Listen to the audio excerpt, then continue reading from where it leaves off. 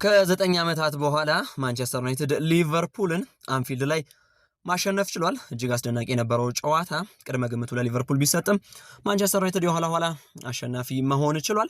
ሰላም ክቡራን፣ እንዴት አመሻችሁ? ቤስት ስፖርት ላይ ትገኛላችሁ። በእንግሊዝ ፕሪሚየር ሊግ 8ኛ ሳምንት አንፊልድ ላይ ሊቨርፑልን ከማንቸስተር ዩናይትድ ያገናኘው ጨዋታ በማንቸስተር ዩናይትድ አሸናፊነት ተጠናቋል። ማንቸስተር ዩናይትድ በጨዋታው ጅምር በእምቡሙ እንዲሁም ደግሞ በመጨረሻው ደቂቃ በሃሪ ማጓየር ጎሎች ማሸነፍ ችሏል። እንግዲህ በጣም አስደናቂ ጨዋታ ነበር። ሊቨርፑል በታሪክ ከ11 ዓመታት በኋላ ለመጀመሪያ ጊዜ ተከታታይ 4 ጨዋታዎችን ተሸንፏል። ማንቸስተር ዩናይትድም አሁን ከመሪዎቹ ጎራ ባይሰለፍ እንኳን ግን ከመሪዎቹ ጎራ የሚሰለፈውን ሊቨርፑል ከመንገድ ለማስቀረት ጥረት አድርጓል። አሁን ማንቸስተር ዩናይትድ በራሱ መንገድ ወደ ውድድሩ የመጣ ይመስላል። የነጥብ ከፍታውንም ወደ 13 ከፍ ማድረግ ከሊቨርፑል በ2 ነጥብ ብቻ አንሷል። ማንቸስተር ዩናይትድ ጨዋታውን ፖዚቲቭሊ ነው የጀመረው፣ ምክንያቱም ብሪያን ምቡሙ በ62ኛው ሰከንድ ላይ ነበር ጎል ያስቆጠረው። በሊቨርፑልና በማንቸስተር ዩናይትድ ግንኙነት ደግሞ ከ1995 ኦክቶበር ወር ጀምሮ በመጀመሪያዎቹ 2 ደቂቃዎች በፕሪሚየር ሊጉ ጎል ተቆጥሮ አያውቅም ነበረ። ዛሬ ማንቸስተር ዩናይትድ ያንንም ሬኮርድ እንደ አዲስ መጋራት ወይ መስበር የቻለበት አጋጣሚ ተፈጥሯል። በማንቸስተር ዩናይትድ በኩል ብዙ ፖዚቲቭ ነገሮች ነበሩ። ሴን ሎሚየንስ ዛሬም በጨዋታው ላይ ልዩነት ፈጣሪ ከነበሩ ተጫዋቾች መካከል አንደኛው ነበረ። በጣም ተደጋጋሚ ኳሶችን ሲመልስ ሲያተርፍ ቆይቷል። በተቃራኒ ደግሞ የኮዲ ጋክፖ ኳሶች ከአንዴም 2-3 ጊዜ ወደ አንግል ሲሄዱ ወይም ደግሞ ቋሚ ብረቱ ሲመልስበት ያየንበት አጋጣሚ ነበር። ሊቨርፑል አሁን በትክክል የመውረድ ስጋት ላይ የደረሰ ይመስላል። በክሪስታል ፓላስ፣ በቼልሲ፣ በጋላት ሰራይ አሁን ደግሞ በማንቸስተር ዩናይትድ 4 ተከታታይ ጨዋታ ተሸንፏል። ከዚህ ቀደም 2014 ላይ በብሪንዳን ሮጀርስ ስር ነበር ቡድኑ 4 ተከታታይ ጨዋታ ተሸንፎ የሚያውቀው። ከዛ ቀደም ደግሞ 2009 ላይ ነበረ 4 ተከታታይ ጨዋታ በራፋ ቤኒቴዝ ዘመን ተሸንፎ የሚያውቀው። አሁን ግን 4 ተከታታይ ጨዋታ ተሸንፏል። 3ቱ በሊግ ናቸው፣ አንደኛው በአውሮፓ ቻምፒየንስ ሊግ ነው።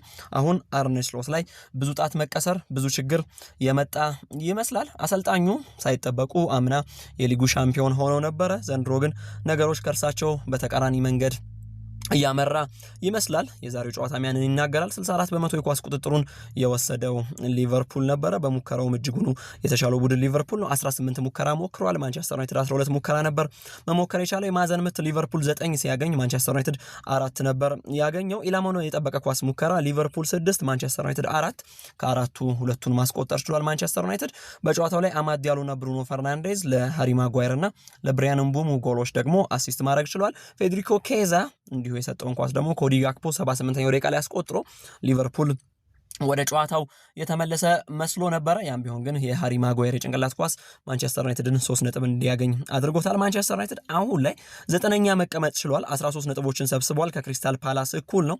አሁንም ማንቸስተር ዩናይትድ የጎል ዕዳ ላይ ነው የሚገኘው። -1 ላይ ተገኝቷል። ግን ቢያንስ 2 ተከታታይ ጨዋታ አሸንፏል። ሩበን አሞሪም ኖቬምበር ወር ላይ አምና ስራ ከጀመሩ ጀምሮ ለመጀመሪያ ጊዜ በሊጉ 2 ተከታታይ ጨዋታ አሸንፈዋል። ይሄኛው አንድ አዲስ ታሪክ ሆኖ ይመዘገብላቸዋል። ምክንያቱም ቡድኑ ለጨዋታ ለማሸነፍ ተቸግሮ ነበር። ኤፕስዊች ጋር የመጀመሪያ ጨዋታቸውን አንዳቻ ጨረሱ።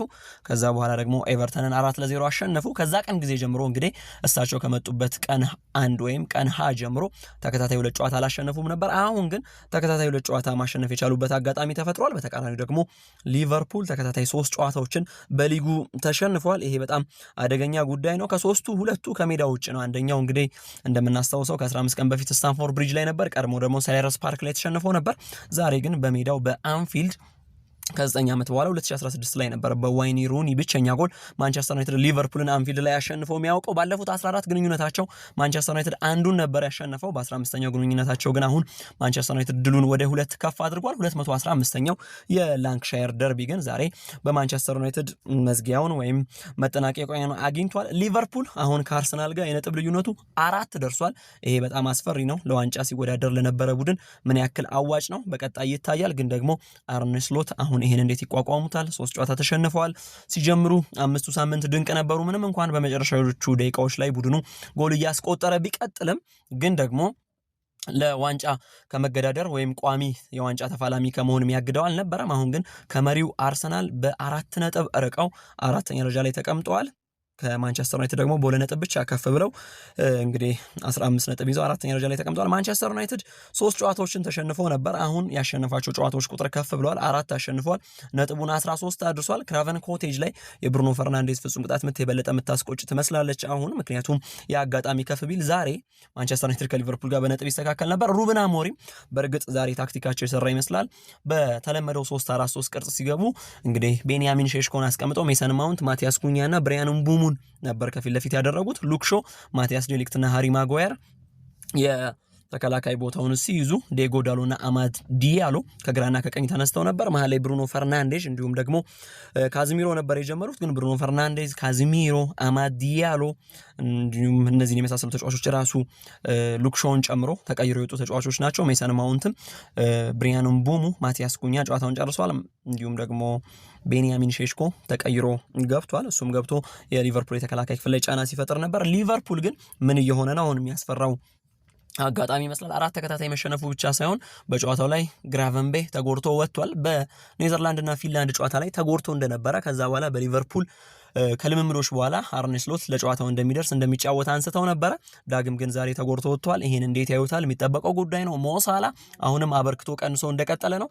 አሌክዛንደር ኢዛክ አንፊልድ ላይ ለታደመው ደጋፊ ራሱን በሚገባ ማስተዋወቅ የቻለ አይመስልም። ሁጎ ኢኪቲኬ ተቀይሮ ገብቶ የተሻለ እንቅስቃሴ ያደረገ ይመስላል። በሊቨርፑል በኩል ዛሬ ፖዚቲቭ ነገር ከተነሳ የዶሚኒክ ሶቦዝ ላይና እንዲሁ የኮዲ ጋክፖ ጥራት እንደሆነ መናገር ይቻላል። ሁለቱም በጣም አስደናቂ ምሽት ነው ያሳለፉት በሊቨርፑል በኩል። ቨርጅል ቫን ዳይክና ኮናቴ ግን አሁንም ጥያቄ እንደበዛባቸው፣ አሁንም ይሄ የተከላካይ ክፍል እንዴት ነው የሚጓዘው የሚለው ሀሳብ እንደመጣባቸው ቀጥለዋል። ዛሬ የተቆጠሩ ጎሎች ላይ የእነሱን ክፍተቶች በደንብ ማየት መናገር ይቻላል።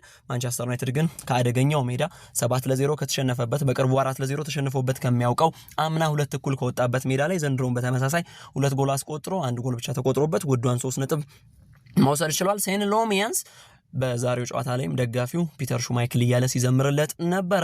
በእርግጥ አስደናቂ የጨዋታ ጊዜን ያሳለፈው በአንድ አጋጣሚ ኳስ የምታመልጠው ይመስል ነበር።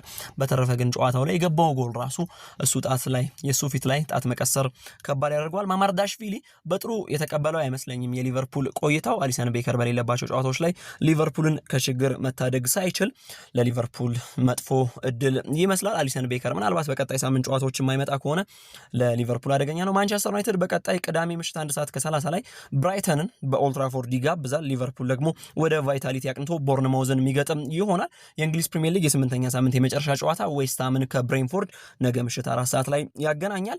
215ኛው የላንክሻየር ደርቢ ለማንቸስተር ዩናይትድ አድልቶ ማንቸስተር ዩናይትድ አሸንፎ በተደጋጋሚ ካጎነበሰበት በተደጋጋሚ ካቀረቀረበት ሜዳ ሙሉዋን 3 ነጥብ ይዞ ወጥቷል። ሩበን አሞሪም አሁን በእርግጥ ቡድኑ ራትክሊፍ ኢኒዮሶች ያመኑትን እምነት የሚመስል ነገር እያስመለከተ ነው ብሎ ለመናገር አሁን መንደርደር መጀመር የሚቻል ይመስለኛል። በሰንደርላንድ ጨዋታ ላይ ብልጭታዎች ነበሩ። ሊቨርፑል ላይ በሚገባ በመከላከል ጥሩ ቅርጽ መልሶ ማጥቃት በተደራጀ የመከላከል እንቅስቃሴ ይሄን ማድረግ ችሏል። አንፊልድ ላይ 2 ጎል ማስቆጠር በጣም ቀላል ነገር አይደለም። ለብዙ ቡድኖች ይሄ ፈተና ሆኖ ያውቃል። ስታንፎርድ ብሪጅ ላይ እርግጥ ነው ቼልሲ 2-1 ሲያሸንፍ በሜዳው ነው 2 ያስቆጠረው። ከዛ ቀደም በነበሩ የሊቨርፑል ጨዋታዎች ላይ ግን ሊቨርፑል አንፊልድ ላይ ኤቨርተንን ጋብዞ ነበር 2-1 ነው ያሸነፈው። 1 ጎል ብቻ ነበረ የተቆጠረበት። ከዛ ቀደም አርሰናልን ሲጋብዝ 1-0 ነው ያሸነፈው። አንፊልድ ላይ 2 ጎል ማስቆጠር ከባድ እንደነበረ ሌላኛው ማሳያ እሱ ነው። በመክፈቻ ጨዋታ በእርግጥ ቦርንማውዝ 2 ጎል አስቆጥሯል፣ ግን ሊቨርፑል በዛ ጨዋታ 4 ነበር ያስቆጠረው። አሁን ማንቸስተር ዩናይትድ አካባቢ ያለው አየር መልካም ይመስላል።